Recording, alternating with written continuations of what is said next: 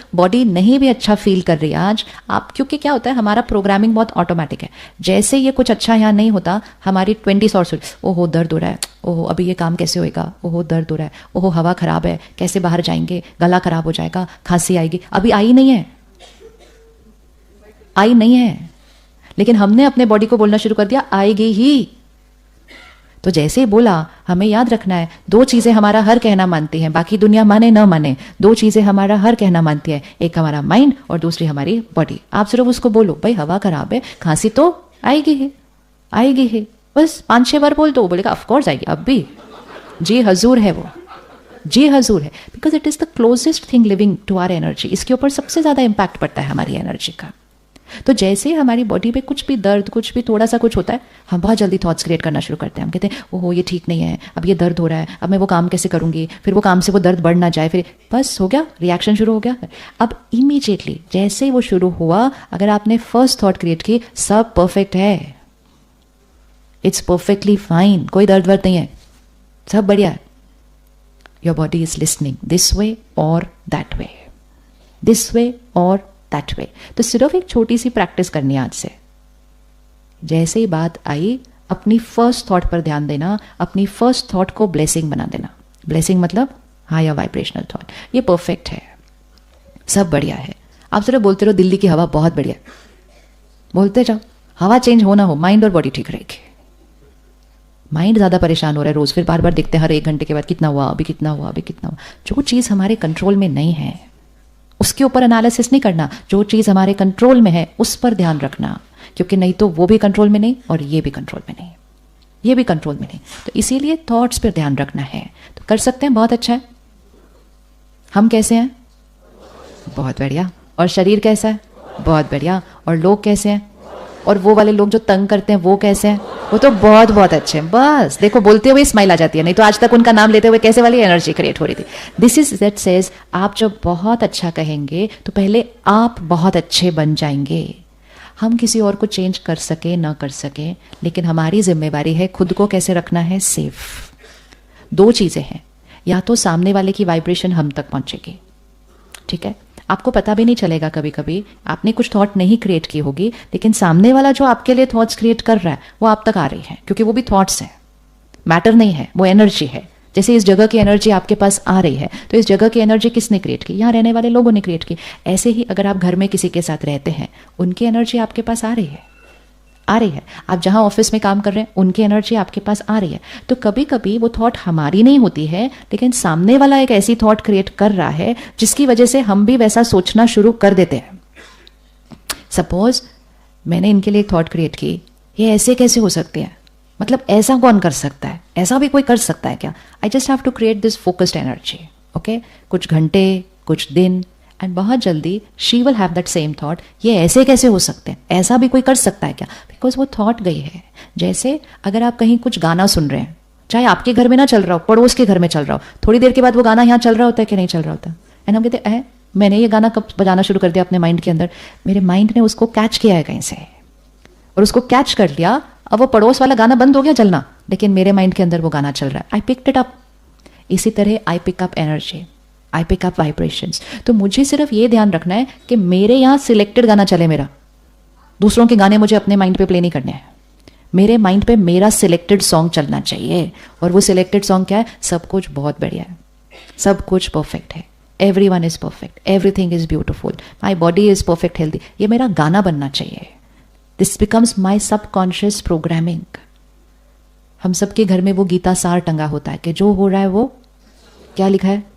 जो हो रहा है वो अच्छा, जो होगा वो, और जो हुआ वो लगा कुछ है और सोचते हम कुछ और ऐसा रहते हैं। हम कहते हैं ऐसा कैसे हुआ, और फिर फ्यूचर के लिए कहते पता नहीं अब क्या होगा। उस पर लिखा है, क्या लिखा है? बस उसको बोलना है। जो लिखा है उसको अपनी थॉट बनाना है। वो लिखा ही इसलिए है, वो वहां टंगा ही इसलिए है ताकि देख देख के उसको अपनी क्या बना लो, उसको अपनी थॉट बना लो। हम कहते लेकिन वो अच्छा नहीं है, तो हम कैसे थॉट क्रिएट करें वो अच्छा है? अगर वो अच्छा है तो आपको थॉट क्रिएट करने की जरूरत नहीं है, वो है ही अच्छा। लेकिन अगर नहीं है तो फोकस थॉट क्रिएट कर करके उसको क्या करना है? थॉट क्रिएट करके उसकी थॉट को भी चेंज करना है। तो जो लोग हमें तंग करते हैं वो कैसे हैं? दिल्ली की हवा कैसी है? बस देखो, प्योर है ना, इतनी हवा प्योर तो हमने कहीं देखी ही नहीं थी। देखो, हवा का असर हम पर कर रहा है, लेकिन सबसे ज्यादा असर हमारे मन का हमारी बॉडी पर करता है। सबसे ज्यादा असर हमारे मन का हमारी बॉडी के ऊपर होता है। तो अगर मुझे अपनी बॉडी को इस हवा के इम्पैक्ट से थोड़ा सा बचाना है, तो कम से कम मैं यहां का इम्पैक्ट क्या कर लूं? कम कर दूं। तो यहां का इम्पैक्ट कम कर लूं तो वहां का इम्पैक्ट भी थोड़ा सा कम हो जाएगा। अच्छा, वो वाला असर कर रहा है, अब मैं यहां से पावरफुल एनर्जी भेजूं तो फिर वहां का असर और भी कम हो जाएगा। So we have to learn how to protect our self from everything that's happening around us. लेकिन अगर हवा भी दूषित और मन भी दूषित, तो फिर मेरी बॉडी कैसे झेलेगी दोनों चीजों को? लेकिन अगर हवा दूषित लेकिन मन प्योर, तो हैंडल कर लेगी, वो हैंडल कर लेगी। इसका मतलब ये नहीं हवा हमारे ऊपर असर नहीं कर रही है, कर रही है, लेकिन हम साथ में दूसरी चीज कौन सी भेज रहे हैं? इट्स लाइक हम एक चीज जंक फूड खा रहे हैं, लेकिन उसके साथ 4 चीजें बहुत हेल्दी भी खा रहे हैं, तो वो हेल्दी वो जंक फूड के थोड़े से असर को क्या कर देगी? न्यूट्रलाइज। लेकिन इधर भी जंक और इधर भी जंक, तो फिर तो ये कैसे झेलेगी? कैसे झेलेगी? तो क्या होता है, हवा दूषित है, लेकिन हम बार बार वही न्यूज पढ़ते हैं, फिर उसी के बारे में बात करते हैं, फिर कहते हैं देखा कितनी हवा दूषित है। सामने वाला कहता है हाँ आज का IQI तो इतना था, फिर तीसरा कहता है बस कुछ सरकार करती नहीं है, चौथा कहता है अभी दिवाली में भी लो, करो बातें, करो और बातें उसके बारे में। Now the more we will talk like that and think like that, अब मेरी बॉडी पर 2 चीज का इंपैक्ट पड़ रहा है। पहले मेरी बॉडी पर सिर्फ एक चीज का इंपैक्ट पड़ रहा था, अब मेरी बॉडी पर 2 चीज का इंपैक्ट पड़ रहा है। और जब हम उसी चीज के बारे में सोच रहे हैं, तो मेरा थॉट वो वाला जा रहा है जो उस चीज के इंपैक्ट को एस्केलेट करेगा, क्योंकि मेरा माइंड कह रहा है कि ये तो असर करने वाला ही है। So using the power of the mind, using the power of the mind. तो इतना सा कर सकते हैं हर सिचुएशन में, बहुत अच्छा है। अभी पहले अपनी लाइफ की कोई एक सिचुएशन सोचो जो यहां आने तक अच्छी नहीं थी, और कोई एक व्यक्ति सोचो जो यहां आने तक परफेक्ट नहीं लग रहा था। वैसे तो हमारे आसपास कोई भी परफेक्ट नहीं है, कोई भी परफेक्ट नहीं है, तो हमें सबके लिए कौन सी थॉट क्रिएट करनी है? ये कैसे हैं? परफेक्ट। जैसे हम उनके लिए ये थॉट क्रिएट करते जाएंगे, ये परफेक्ट है, ये बहुत अच्छे हैं, ये, तो उनकी भी जो इम्परफेक्शन है वो क्या होती जाएगी? एंड मोस्ट इंपॉर्टेंट, हमारी इम्परफेक्शन परफेक्शन की तरफ जानी जाएगी।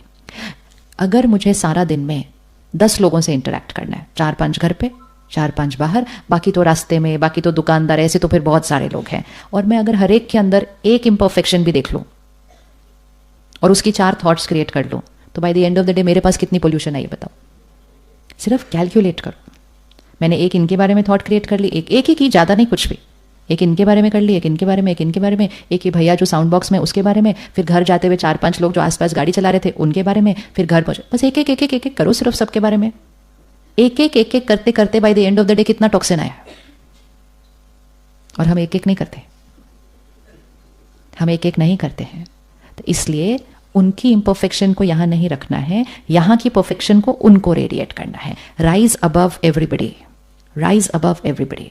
जैसे ही मैं उनकी इम्परफेक्शन को देखती हूं, सोचती हूं, बोलती हूं, सुनती हूं, तो मैंने अपनी फ्रीक्वेंसी को कहां लेकर गए?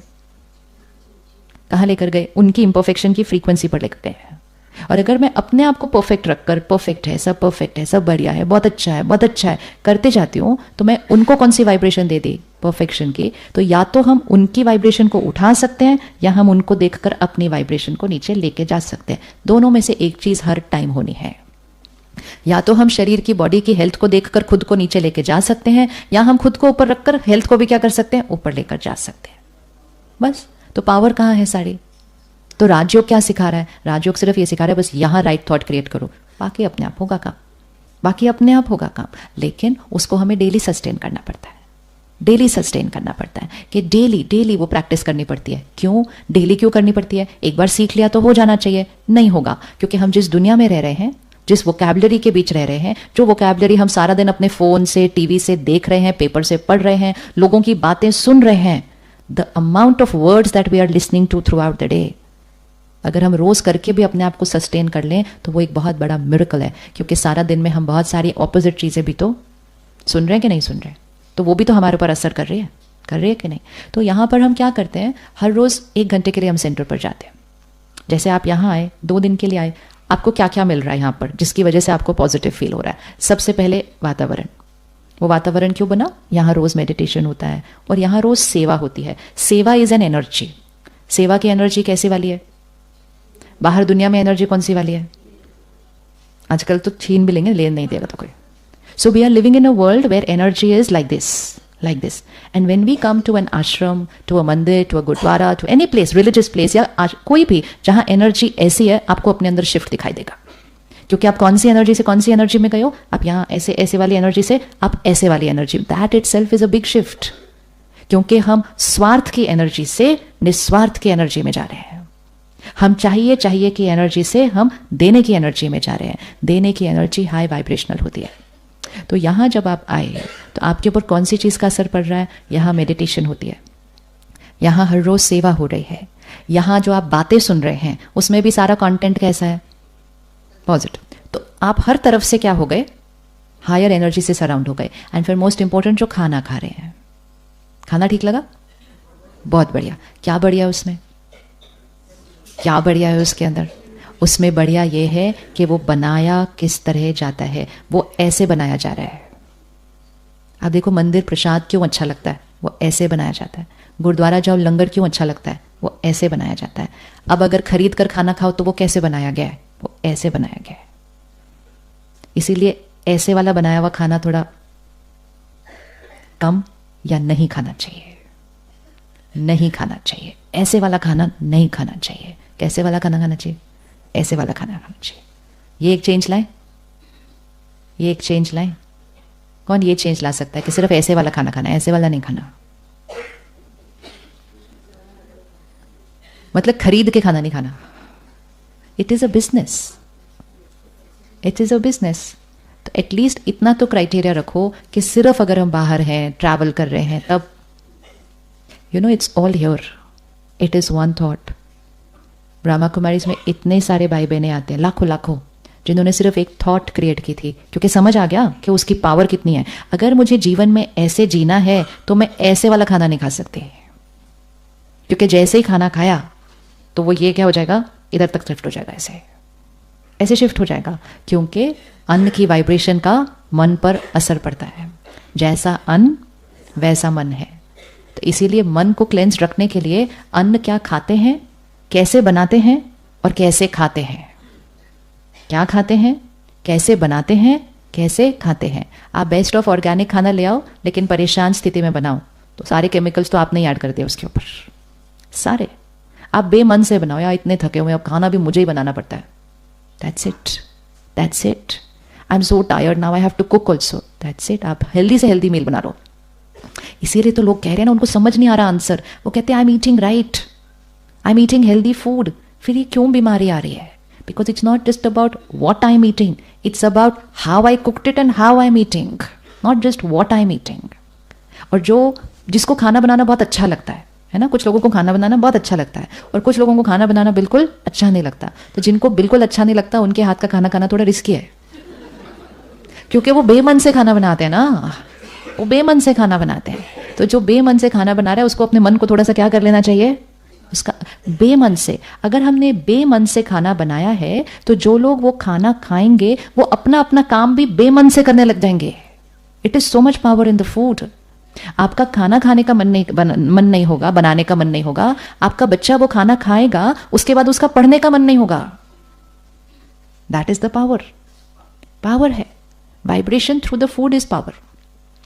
आप कुछ नहीं, अगर आप सिर्फ खाना जो अपना खा रहे हो उसको चेंज कर दो और उसके अंदर सिर्फ हाई वाइब्रेशनल एनर्जी आप खाना खाओ, आधे से ज्यादा काम यहां का हो जाएगा. You can change people's minds by cooking for them. अगर आपका किसी के साथ झगड़ा है, किसी के साथ आर्ग्यूमेंट है, कुछ नहीं है, उसको बोलो आज खाना आपके लिए मैं बनाती हूँ. और आप वो खाने के अंदर इतना प्यार डालो, इतना रिस्पेक्ट डालो, इतना फॉरगिवनेस डालो, इतना एक्सेप्टेंस डालो, 2-3 दिन खिलाओ, सामने वाले का माइंड चेंज होना शुरू हो जाएगा. It's all from there, it's lot from there.